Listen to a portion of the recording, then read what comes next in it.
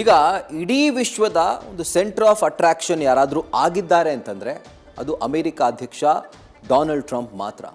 ಅದು ಯುದ್ಧದ ಕಾರಣಕ್ಕಾಗಿರ್ಬೋದು, ಬೇರೆ ಬೇರೆ ಹೇಳಿಕೆಗಳ ಕಾರಣಕ್ಕಾದರೂ ಆಗಿರ್ಬೋದು. ಆದರೆ ಈ ನಡುವೆ ಅವರ ಮೇಲೆ ಒಂದು ಗುಂಡಿನ ದಾಳಿ ಮಾಡುವಂಥ ಯತ್ನ ನಡೆದಿದೆ. ಅವರ ಹತ್ಯೆಗೆ ಒಂದು ಮಹಾ ಸ್ಕೆಚ್ಚನ್ನು ಹಾಕಲಾಗಿದೆ ಅನ್ನುವಂಥ ಮಾಹಿತಿ ಲಭ್ಯವಾಗಿದೆ. ಇರಾನ್ ಜೊತೆಗಿನ ವಾರ್ ನಡುವೆಯೇ ಅಮೆರಿಕ ಅಧ್ಯಕ್ಷರು ಟಾರ್ಗೆಟ್ ಆಗಿದ್ದಾರೆ. ಅಮೆರಿಕಾದ ಶ್ವೇತಭವನದಲ್ಲಿಯೇ ಅವರ ಮೇಲೆ ಗುಂಡಿನ ದಾಳಿ ಆಗಿದೆ. ಒಂಟಿ ತೋಳ, ಲೋನ್ ವುಲ್ಫ್ ಅಂತ ಏನು ಕರೆದಿದ್ದಾರೆ, ಆತನ ನೇರ ಗುರಿಯಾಗಿದ್ದದ್ದು ಅಮೆರಿಕ ಅಧ್ಯಕ್ಷ ಡೊನಾಲ್ಡ್ ಟ್ರಂಪ್. ಇದನ್ನು ಖುದ್ದಾಗಿ ಅವರೇ ಹೇಳಿದ್ದಾರೆ. ಕೋಲ್ ಥಾಮಸ್ ಆಲನ್ ಎಂಬಾತ, ಈತ ಶಿಕ್ಷಕ.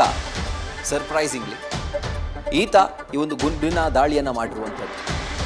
ನಾನೇ ಅವನ ಟಾರ್ಗೆಟ್ ಅಂತ ಒತ್ತಿ ಒತ್ತಿ ಹೇಳಿದ್ದಾರೆ ಡೊನಾಲ್ಡ್ ಟ್ರಂಪ್. ಹಾಗಿದ್ರೆ ಶಿಕ್ಷಕನಾಗಿದ್ದಂಥ ಆಲನ್ ಗನ್ ಹಿಡಿದಿದ್ಯಾಕೆ?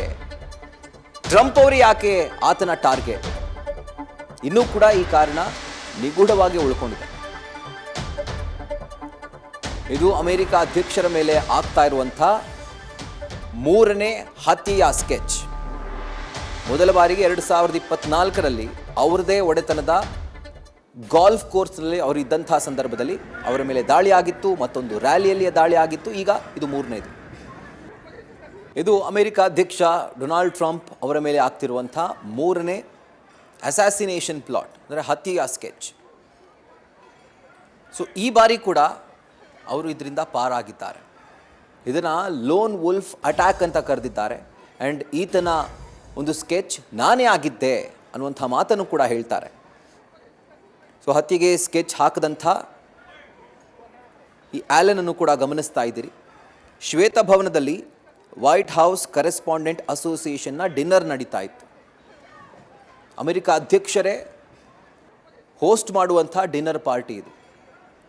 ಆ ಒಂದು ಸಂದರ್ಭದಲ್ಲಿ ಎಲ್ಲರೂ ಆರಾಮಾಗಿ ಕೂತ್ಕೊಂಡು ಡಿನ್ನರ್ ಮಾಡ್ತಿರುವಂಥ ಸಂದರ್ಭದಲ್ಲಿ, ಊಟ ಸೇವಿಸ್ತಿರುವಂಥ ಸಂದರ್ಭದಲ್ಲಿ ಈತ ಏಕಾಏಕಿ ಆ ಹಾಲ್ನ ಒಳಗಡೆ ನುಗ್ಗಿ ಬರಕ್ಕೆ ಹೋಗ್ತಾನೆ.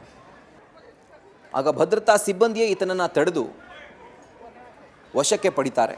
ಬಟ್ ಈತ ಗುಂಡಿನ ದಾಳಿಯನ್ನು ಮಾಡ್ತಾನೆ. ಆ ಸಂದರ್ಭದಲ್ಲಿ ಯಾವುದೇ ಥರದ ಪ್ರಾಣಾಪಾಯ ಆಗಿಲ್ಲ, ಒಂದು ಚಿಕ್ಕ ಗಾಯ ಕೂಡ ಆಗಿಲ್ಲ ಅಮೆರಿಕ ಅಧ್ಯಕ್ಷರಿಗೆ. ಬಟ್ ಸ್ಟಿಲ್ ಈತನ ಟಾರ್ಗೆಟ್ ಆಗಿದ್ದದ್ದು ಅಮೆರಿಕ ಅಧ್ಯಕ್ಷ ಡೊನಾಲ್ಡ್ ಟ್ರಂಪ್ ಅವರೇ ಅನ್ನುವಂಥದ್ದು ಈಗ ಸಿಗ್ತಿರುವಂಥ ಮಾಹಿತಿ. ಮೊದಲನೇ ದೃಶ್ಯ ನೀವು ಗಮನಿಸ್ತಾ ಇದ್ದೀರಿ. ಆ ಹಾಲ್ನ ಒಳಗಡೆ ನುಗ್ಗಿ ಹೋಗುವಂಥ ಪ್ರಯತ್ನವನ್ನು ಮಾಡ್ತಾನೆ. ಎರಡನೇ ದೃಶ್ಯ, ಟೇಬಲ್ ಕೆಳಗಡೆ ಅವತ್ಕೊಂಡು ತಮ್ಮ ಪ್ರಾಣವನ್ನು ಉಳಿಸ್ಕೊಂಡಿದ್ದಾರೆ ಡೊನಾಲ್ಡ್ ಟ್ರಂಪ್. ಮಗದೊಂದು ಕಡೆಯಲ್ಲಿ ಈ ಆರೋಪಿ ಈತನನ್ನು ಪೊಲೀಸರು ವಶಕ್ಕೆ ಪಡೆದಿದ್ದಾರೆ. ವೈಟ್ ಹೌಸ್ನಲ್ಲೇ ಈತ ಈ ಒಂದು ಗುಂಡಿನ ದಾಳಿಯನ್ನು ಮಾಡಿರುವಂಥದ್ದು. ಕೋಲ್ ಥಾಮಸ್ ಆಲನ್ ಈಗ ವಶಕ್ಕೆ ಪಡೆಯಲಾಗಿರುವಂಥ ಆರೋಪಿ. ಈತ ಶಿಕ್ಷಕ. ಸರ್ಪ್ರೈಸಿಂಗ್ಲಿ ನೋಡಿ, ಎಂಥ ಅಚ್ಚರಿಯ ವಿಷಯ ಇದು. ಡೊನಾಲ್ಡ್ ಟ್ರಂಪ್ ಅವರು ಭಾಗಿಯಾಗಿದ್ದಂಥ ಸಭೆಯಲ್ಲಿ ಹೊರಗಡೆ, ಆ ಹಾಲ್ ಏನಿತ್ತು ಅದರ ಹೊರಗಡೆ ಈತ ಫೈರ್ ಮಾಡಿದ್ದಾನೆ. ಅಮೆರಿಕಾದ ವಾಷಿಂಗ್ಟನ್ ಹಿಲ್ಟನ್ ಸಭೆಯಲ್ಲಿ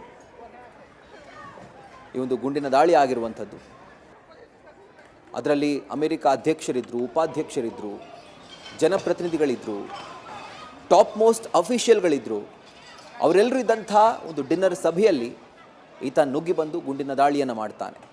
ಯಾವಾಗ ಈ ಗುಂಡಿನ ದಾಳಿ ಆಯಿತೋ ಆಗ ಟೇಬಲ್ನ ಕೆಳಗಡೆ ಅವಿತ್ಕೊಂಡು ತಮ್ಮ ಪ್ರಾಣವನ್ನು ಅವರು ಉಳಿಸ್ಕೊಳ್ತಾರೆ. ಅದರ ಜೊತೆಗೆ ಭದ್ರತಾ ಸಿಬ್ಬಂದಿ ಕೂಡ ಅವ್ರನ್ನ ಸುತ್ತುವರೆದು ಅವರಿಗೆ ರಕ್ಷಣೆ ಕೊಡುವಂಥ ಕೆಲಸವನ್ನು ಮಾಡ್ತಾರೆ. ಸೊ ಅವರ ಭದ್ರತೆಯಲ್ಲೇ ಸಿಬ್ಬಂದಿ ಅವರನ್ನು ಆ ಕಡೆಯಿಂದ ಶಿಫ್ಟ್ ಮಾಡ್ತಾರೆ, ಆ ಜಾಗದಿಂದ ಅವ್ರನ್ನ ಶಿಫ್ಟ್ ಮಾಡ್ತಾರೆ. ಇನ್ನು ಆತನನ್ನು ಸೀಕ್ರೆಟ್ ಸರ್ವಿಸ್ ಸಿಬ್ಬಂದಿ ಅರೆಸ್ಟ್ ಮಾಡಿದ್ದಾರೆ.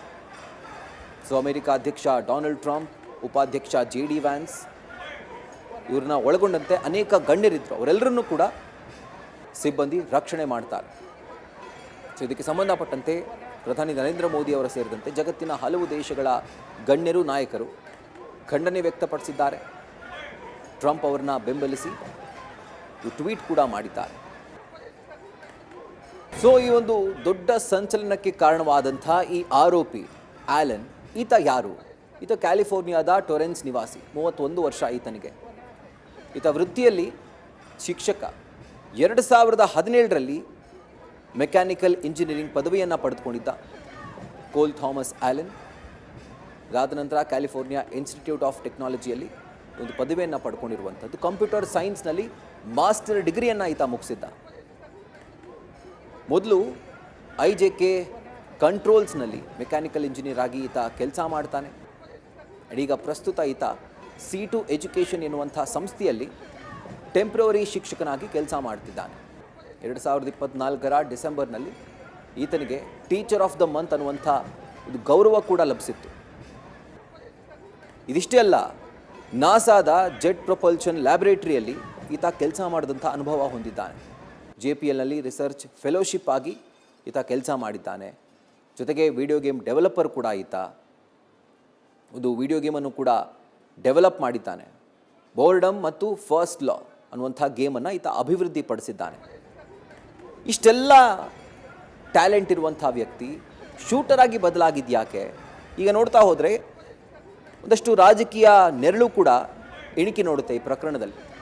2024 ಅಮೆರಿಕ ಅಧ್ಯಕ್ಷೀಯ ಚುನಾವಣೆಯಲ್ಲಿ ಡೆಮೊಕ್ರಾಟಿಕ್ ಪಕ್ಷದ ಅಭ್ಯರ್ಥಿಯಾಗಿದ್ದಂಥ ಕಮಲಾ ಹ್ಯಾರಿಸ್ ಅವರ ಪರವಾಗಿ ಈತ ಕ್ಯಾಂಪೈನ್ ಮಾಡಿದ್ದ. ಇನ್ಫ್ಯಾಕ್ಟ್ ಅವರ ಚುನಾವಣಾ ಪ್ರಚಾರಕ್ಕೆ $25 ದೇಣಿಗೆ ಕೂಡ ನೀಡಿದ್ದ.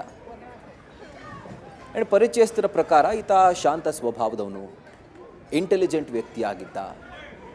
ಬಟ್ ಹೀಗೆ ಯಾಕೆ ಮಾಡ್ದ ಅನ್ನೋದೇ ಪರಿಚಯಸ್ಥರಿಗೆ, ಆತನ ಸ್ನೇಹಿತರಿಗೆ ನಂಬೋಕ್ಕಾಗದಿರುವಂಥ ಒಂದು ವಿಷಯ. ಸಡನ್ನಾಗಿ ಈ ರೀತಿಯಾಗಿ ಮನಪರಿವರ್ತನೆಯಾಗಿ ಶಿಕ್ಷಕನಾಗಿದ್ದವನು ಶೂಟರ್ ಆಗಿದ್ಯಾಕೆ? ಈ ಪ್ರಶ್ನೆಗೆ ಅವರ ಸಂಬಂಧಿಕರು, ಪರಿಚಯಸ್ಥರು, ಫ್ರೆಂಡ್ಸ್ ಕೂಡ ಉತ್ತರ ಕೊಡೋದಕ್ಕೆ ಕಷ್ಟಪಡ್ತಿದ್ದಾರೆ. ಅವ್ರಿಗೂ ಗೊತ್ತಿಲ್ಲ ಯಾಕೆ ಈ ರೀತಿಯಾಗಿ ಬದಲಾದ ಅಂಥೇಳಿ.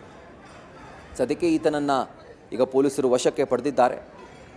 ಕೋಲ್ ಥಾಮಸ್ ಆ್ಯಲನ್ ಶಿಕ್ಷಕ, ಆದರೆ ಈಗ ಈತ ಶೂಟರ್ ಅನ್ನುವಂಥ ಹಣೆಪಟ್ಟಿಯನ್ನು ಕಟ್ಕೊಂಡಿದ್ದಾನೆ. ನ್ಯೂಸ್ ಫಸ್ಟ್ ನಿರ್ಭೀತಿಯಿಂದ ನಿಮ್ಮ ಪರವಾಗಿ.